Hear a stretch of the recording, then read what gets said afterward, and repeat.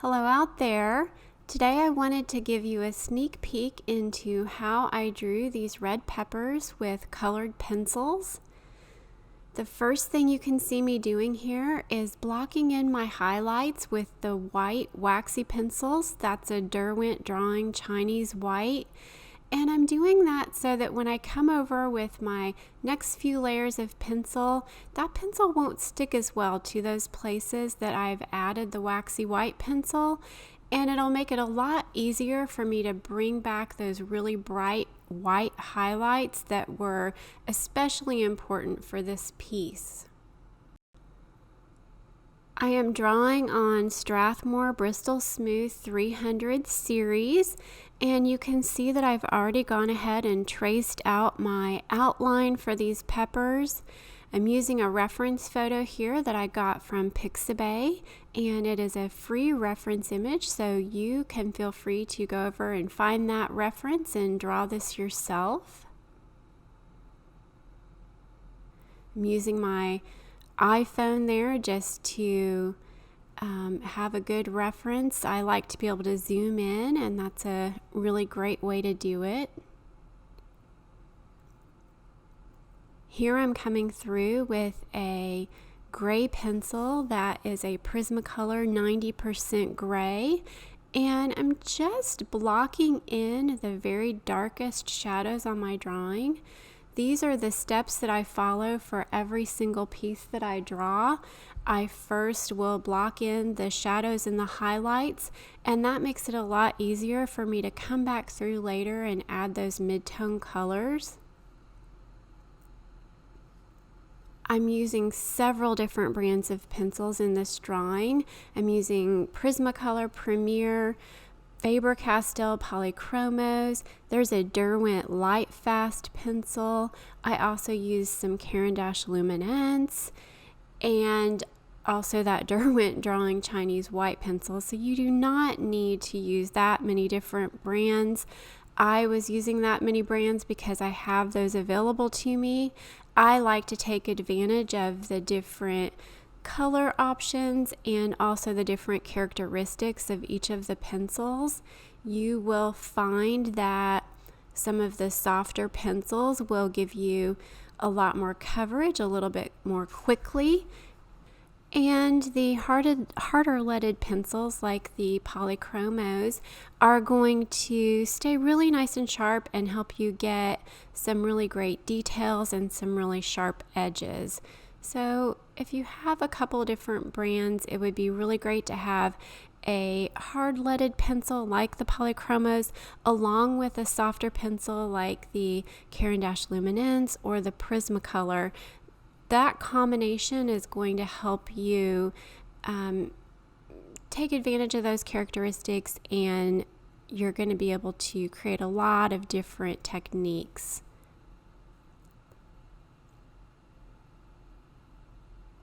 So here I'm still continuing to layer in those shadowed areas. I moved on to some darker reds. That's a Luminance Crimson Alizarian. Here is a Prismacolor. That's the 925, which is a really great dark red. And then you also saw me using the Derwent Light Fast pencil in Chestnut. So as I move away from the very darkest edges that I blocked in with that Prismacolor 90% gray, I start to overlap and layer in some of these other shadowed colors, some of the darker colors, but I'm overlapping those and layering them out into the white of the paper.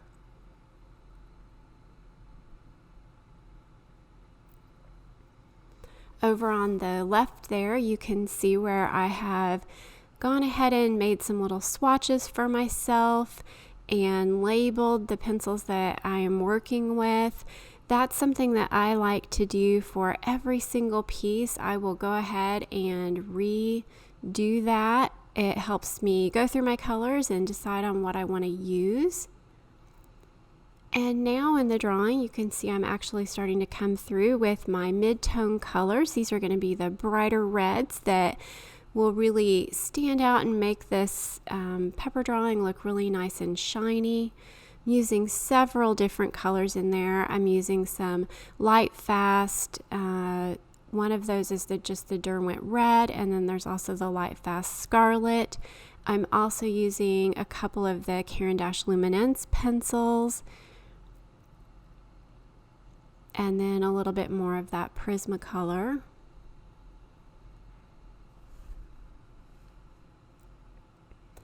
Because I've gone ahead and layered in the white pencils early on, I don't have to completely work around those highlighted areas, but for some of those really bright areas, I did go ahead and work around those.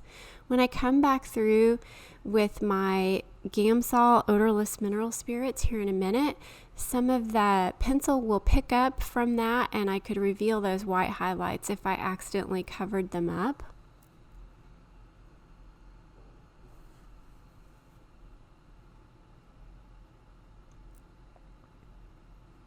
I'm using a light to medium pressure throughout most of this process. It's not until much later on that I might start pressing a little bit harder, but probably between a 1 and a 5 on a scale of 1 to 10 on how hard you could possibly press, and a 10 I would consider that's probably breaking your pencil. And a 1, sometimes I even say I'm using a pressure of less than 1 because I'm just barely touching that paper with my pencil.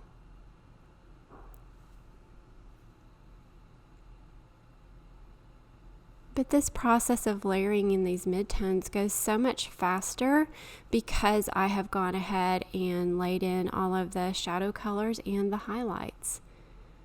So really I can just come through with those mid-tone colors and draw them on.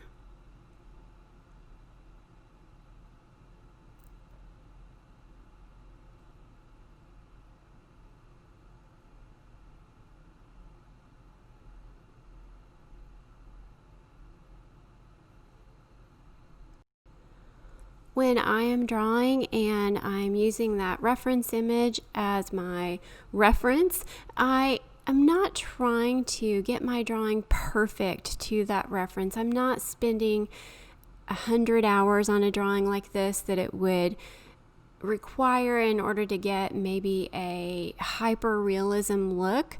I spent around 10 hours on this drawing, and my goal is realism and photorealism. I want it to look as close to that reference as possible without going those extra steps to making it exactly a hyper-realistic drawing, if that makes sense. I'm going for close. I'm not spending, again, 10 hours on 1 square inch just to make sure that it's exactly perfect. I want to use the reference image as a reference, but I'm trying to create an artistic piece. So here you can see me going over the entire drawing with the Gamsol odorless mineral spirits. Any solvent would work in a very similar way. I like to use the least toxic product that I could find, and for me that was the Gamsol, and I really love it. I'm using several different brushes. I was using this piece as a demonstration piece over on Patreon, and so I was just showing some examples of some different brushes you could use, but you really only need 1 brush to blend this out. What the Gamsol is going to do is dissolve the colored pencil pigment and turn it into an almost paint-like substance, and that's what helps me get that really consistent painterly look across my drawings. They don't typically look like a drawing. They don't have any of that graininess or crayon-y look that sometimes you can have in drawings, which can be really pretty in a lot of different illustrations, but it's not the look that I'm going for. So I really like using the Gamsol in my drawings. And then after the Gamsol dries, then I go back through and I just start adding more and more layers of pencil, building up those layers to give me the final result that I'm looking for. I basically just start going back through the shadows and the midtones and the highlights again, working on them typically one by one. Sometimes in the case of these peppers, I could have done one pepper at a time. There are a lot of different orders, I guess, that you could put some of these steps in, but for this piece, I went back through those shadows and then back through the midtones again, and then I started working on the highlights.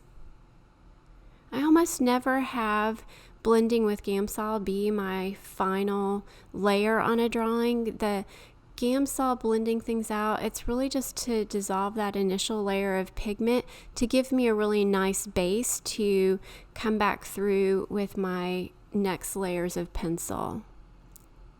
I'm really trying at this point to correct some of my colors and my values and add a few details. Also to just really sharpen things up. I want to make sure those edges are really nice and crisp. That's one of the things that's really important to me in my drawings.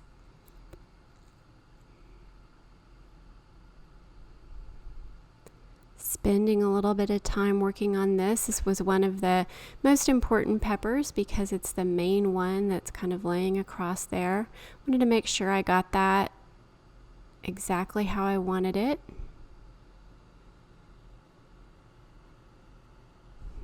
The highlighted areas on these drawings were particularly tricky. Some of those hazy details, like you can see on the right side of this pepper here, maybe a little bit even more tricky than I anticipated. And you can see me here working on that highlight on that top pepper. I spent a lot of time on those, trying to get those exactly right. One of the things I found that I needed to do was needed to blend those lines in a little bit and make them a little bit more smooth, a little bit more blurred out. And also I needed to add some gray. I added the Prismacolor 30% warm gray across those, and that made a really big difference. Sometimes your highlights aren't bright white, sometimes they are. And you just need to take a look at that and see exactly what value you're going for.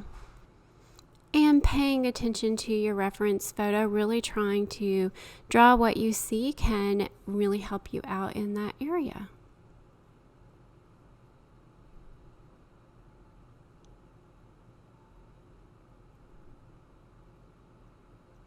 There I was using my electric eraser to brighten up some of those highlights a little bit. That electric eraser, I sharpen it up, and that is one of my favorite tools for drawing with colored pencils. Now I'm going to come through and work on the stems. I used a few different greens on this. I really like the Polychromos green pencils, so I used quite a few of those. The earth green yellowish is one of my favorites. And the Derwent Lightfast brand has some really great dark greens. I believe I used pine in this one. Just keep working over things. I didn't put quite as much detail in the stems as I could have, but the focal point of this drawing for me was those red peppers, so I didn't put quite as much time onto the stems as I did for the rest of the drawing. But you do want to make sure that you don't just completely skip a section or just kind of phone something in. You want to make sure you put some effort into every little bit of your piece. But I guess I'm saying just maybe being a little bit more deliberate as to how much detail I was putting in the stems.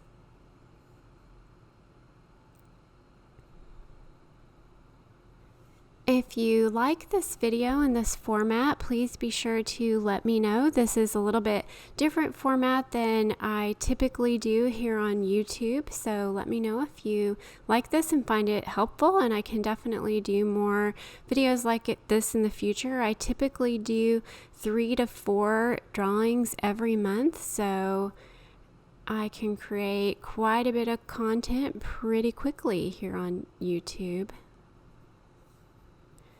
I also did a 9-step video series on how I drew these peppers. over on Patreon, it is mostly real time, and I can talk through all of the different techniques that I used here and spend a lot of time really trying to make sure that everything was as clear as possible, so that if you watch those videos, you could draw these peppers yourself. So check that out if you're interested. And over on jennifermorrisonart.com, you can also find links to all of the other tutorials that I currently have on Patreon. There are over 100 videos over there at this point. I even have special videos just for beginners where I talk through real time, just like I did with these peppers, and also tip video tutorials to talk about very specific techniques that I use in my drawings. And here is the finished red pepper drawing. Let me know in the comments if you have any questions, and I would be happy to answer those. And I will see you guys in the next video. Bye.